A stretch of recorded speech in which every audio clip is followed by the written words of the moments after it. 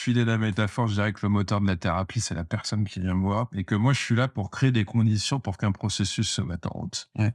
Donc, c'est toute la question. On en parlera un peu, mais dans mes influences, notamment contemporaines, il y a la question du théâtre. On est là pour mettre en scène quelque chose pour qu'un processus advienne. Je dirais que pour filer la métaphore, la courroie qu'entraîne le moteur, c'est l'expérimentation. Mmh. Donc, je suis quelqu'un qui va pousser à ce qu'on touche, qu'on goûte, qu'on fasse, qu'on essaye et qu'on reste pas bloqué dans sa tête à se faire plein d'hypothèses et à alimenter ses peurs. Je dirais que le carburant aussi, c'est l'espoir de pouvoir avancer et c'est surtout le fait d'en avoir marre, d'en avoir marre. Mmh. Il y a un petit côté de Johnny, l'envie d'avoir envie, mais il faut en avoir marre, d'en avoir marre. Mmh. Et le besoin de changement qui dépasse le discours.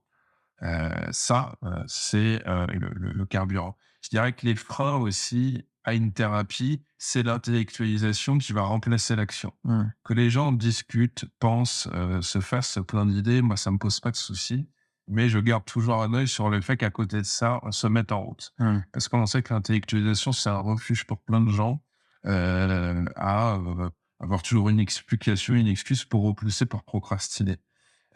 C'est toutes les discussions qui éloignent du faire, j'ai envie de dire. Un des autres freins aussi, c'est l'externalisation des problèmes et des solutions. C'est-à-dire, c'est pas moi le problème, c'est ma femme, par exemple, Mmh. et vous pouvez faire quelque chose pour moi. Donnez-moi une méthode, donnez-moi un outil qui va régler mon problème. Ça fait partie des freins. Je dirais que pour terminer, de l'huile dans le moteur, c'est la prise de recul par l'humour.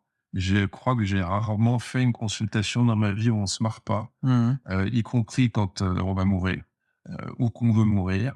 Je crois que se marrer, ça fait partie de toutes mes consultations parce qu'il faut se moquer de soi et puis il faut que les gens se moquent d'eux ça fait partie ça permet de prendre du recul sur le personnage dans lequel on a embarqué et puis, je dirais que la surprise aussi, ça fait partie de l'huile dans le moteur parce que, la plupart du temps, quand on va en consultation, il y a quelque chose de ritualisé. Le fait de pouvoir, à un moment donné, se lever et utiliser le langage analogique et d'être surprenant, bah, ça fait partie des leviers qui bougent les choses. Mmh. Maintenant, je dirais que le client n'est pas roi non plus.